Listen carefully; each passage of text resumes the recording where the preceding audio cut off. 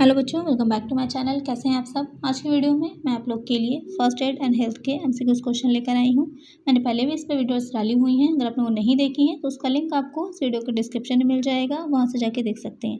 इसके अलावा आप मेरे चैनल पेज पर जाइए, वहाँ पर आपको सारी वीडियो की प्लेलिस्ट एक साथ मिल जाएगी।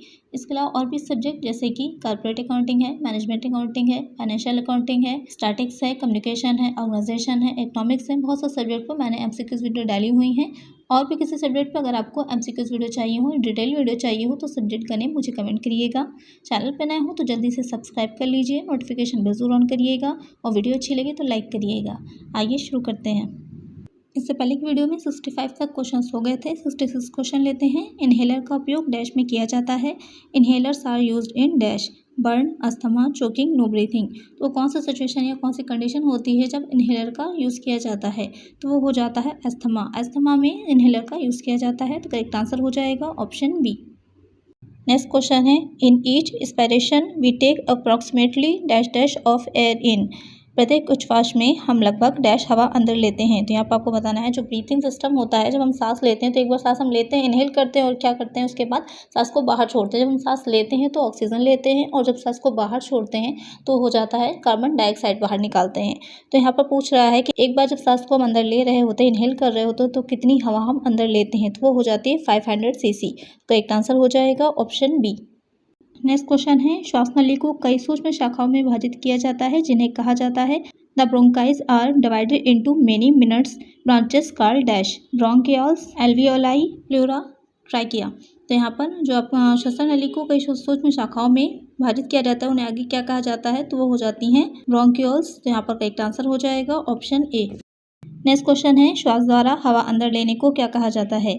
Breathing the air in is called expiration, inspiration, exchange, none of these. दो कंडीशन होती हैं, एक जिसमें कि हम हवा अंदर लेते हैं सांस द्वारा, एक जिसमें कि हम हवा बाहर छोड़ते हैं। तो जिसमें हम हवा अंदर लेते हैं, एयर को अंदर लेते हैं, वो हो जाती है इनहेल करते हैं, वो हो जाता है इंसपिरेशन। और जिसमें हम हवा को बाहर छोड़ते हैं वो हो जाता है एक्सपिरेशन। तो यहाँ पर जो आप हवा श्वास को द्वारा अंदर ले रहे हैं वो हो जाता है एक्सपिरेशन, उच्छ्वास, यानी कि करेक्ट आंसर हो जाएगा ऑप्शन बी। नेक्स्ट क्वेश्चन है, गले में सूजन डैश के कारण हो सकती है। A swelling in the throat में occur as a result of dash, drinking a very hot liquid, swallowing corrosive poisons, inflammation, all of these. तो गले में सूजन किस कारण से हो सकती है। कोई गर्म बहुत ही तरल पी लिया जाए, या संचारक कोई जहर निकल लिया जाए, या फिर जलन की वजह से, या सभी। तो ये तीनों ही कारण हो जाते हैं जिससे कि गले में सूजन हो सकती है। तो करेक्ट आंसर हो जाएगा ऑप्शन डी। नेक्स्ट क्वेश्चन है, चमकीला लाल रक्त किसमें पाया जाता है। Bright red blood is found in. तो जो चमकीला लाल रक्त का जो ब्लड होता है जिसमें कि ऑक्सीजन होती है वो पाया जाता है धमनियों में, यानी कि आर्टरीज में। ये हार्ट से होता हुआ, हृदय से होता हुआ आर्टरीज के माध्यम से पूरे शरीर में क्या होता है, सर्कुलेट होता है। उसके बाद जो ऑक्सीजन रहित ब्लड होता है, अशुद्ध ब्लड जिसे बोलते हैं, वो जाता है, वो शिराओं के माध्यम से वापस क्या होता है, हार्ट में जाता है। और धमनी और शिरा के माध्यम से पूरे शरीर में ब्लड का सर्कुलेशन होता है। तो यहाँ पर करेक्ट आंसर हो जाएगा ऑप्शन बी। नेक्स्ट क्वेश्चन है, pulse rate in a normal resting adult is between dash beats per minute. तो एक सामान्य वयस्क जो होता है उसका जो पल्स रेट होता है वो एक मिनट में कितना होता है, या इस तरह से कह सकते हैं कि एक मिनट में पल्स रेट कितना होना चाहिए। 60 to 100, 40 to 60, 90 to 100, 60 to 120। तो एक नॉर्मल व्यक्ति जो होता है तो उसका जो पल्स रेट होगा वो हो जाता है एक मिनट में 60 to 100। तो एक आंसर हो जाएगा ऑप्शन ए। नेक्स्ट क्वेश्चन है, कौन सा हृदय का भाग नहीं है which is not a compartment of the heart. Right atrium, right ventricle, left atrium, none of these. तो जो हृदय का भाग होता है आपको पता ही होगा कि चार पार्ट होते हैं। एक हो जाता है right atrium, right ventricle, left atrium और लेफ्ट वेंट्रिकल। तो यहाँ पर चार पार्ट्स हो जाएंगे। तो यहाँ पर क्वेश्चन आपसे पूछ रहा है कि कौन सा भाग नहीं है। तो ये तीनों जो ऑप्शन दे रखे हैं ये करेक्ट है, तीनों ही भाग होते हैं। तो यहाँ पर जो करेक्ट आंसर हो जाएगा none of these, option D.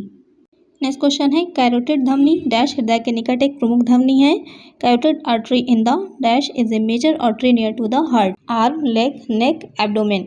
तो जो कैरोटिड धमनी होती है वो नेक में पाई जाती है, गर्दन के पास होती है। तो करेक्ट आंसर हो जाएगा ऑप्शन सी। नेक्स्ट क्वेश्चन है, जब हृदय सिकुड़ता है तो धमनी निकाय में दबाव डैश है। When the heart contract the pressure in the arterial system increases, decreases, remain same, not clear. तो जब हृदय का सिकुड़ना संकुचन होता, हृदय जो होता है संकुचित होता है तो क्या होता है, उसके दबाव जो पड़ता है बढ़ता है, घटता है, वही रहता है या स्पष्ट नहीं है। तो जो धमनियां होती हैं उसमें जो ब्लड का सर्कुलेशन घटता बढ़ता रहता है, जिसकी वजह से जैसे आप पल्स बोलते हैं, पल्स चल रही तो उसमें क्या होगा, जो निकाय में दबाव होगा वो इंक्रीज होता है, बढ़ता है। तो करेक्ट आंसर हो जाएगा ऑप्शन ए। आज की वीडियो में इतना ही, मिलता है नेक्स्ट वीडियो में कुछ और नए क्वेश्चंस के साथ। अगर वीडियो अच्छी लगी हो तो लाइक करिएगा, चैनल पर नए हो तो सब्सक्राइब करिएगा, नोटिफिकेशन बेल को जरूर ऑन करिएगा, जिससे जो भी वीडियो में डालूँ उसका नोटिफिकेशन आपको मिल जाए। ज़्यादा से ज़्यादा फ्रेंड्स के साथ शेयर करिएगा। Thank you.